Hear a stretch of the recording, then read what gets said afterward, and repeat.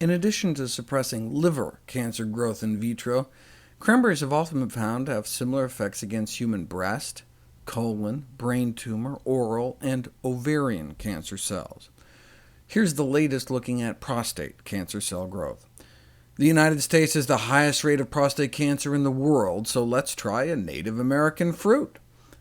Researchers started out with about 50,000 human prostate cancer cells in a petri dish, and if you do nothing, within a day you're closer to 100,000, then 200,000, then nearly 400,000 within 72 hours. But by adding just a smidgen of cranberries, or 2 smidgens, you can see they block that exponential cancer growth. The reason they tested such tiny concentrations is that we only absorb a small fraction of the cranberry phytonutrients we eat into our bloodstream. Still, cranberries are cheap. If drug companies and supplement manufacturers are going to capitalize on this, they need to define cranberries' active ingredient. Here's some of the various phytonutrients in cranberries, so different fractions were tested against various types of cancer to find the magic bullet. Yes, the anthocyanin phytonutrients inhibit colon cancer cell proliferation, about 15%, for example, about the same with the proanthocyanidin fraction, but nothing compared to the total cranberry extract of the whole fruit. There seemed to be an additive or synergistic anti-proliferative effects resulting from a combination of the various components compared to individual purified phytochemicals.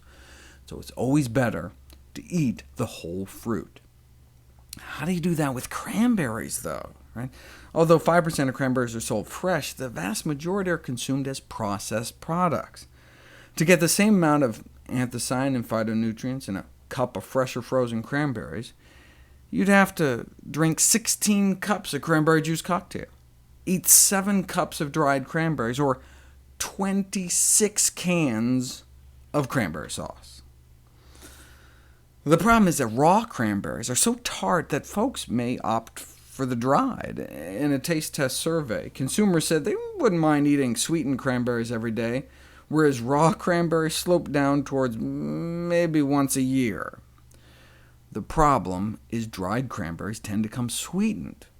Raw cranberries don't affect your blood sugar, but sweetened dried cranberries do, even the low-sugar varieties. What about cranberry juice, or shall I say, quote-unquote juice?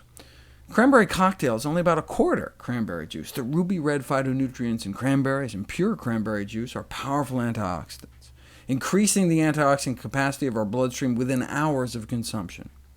But the high-fructose corn syrup acts as a pro-oxidant, even if you add vitamin C to it, as they did here, canceling out some of the cranberry benefit. So how do you get the upsides without the down? Check out my pink juice video, where I offer a recipe for making no-sugar-added whole fruit cranberry cocktail.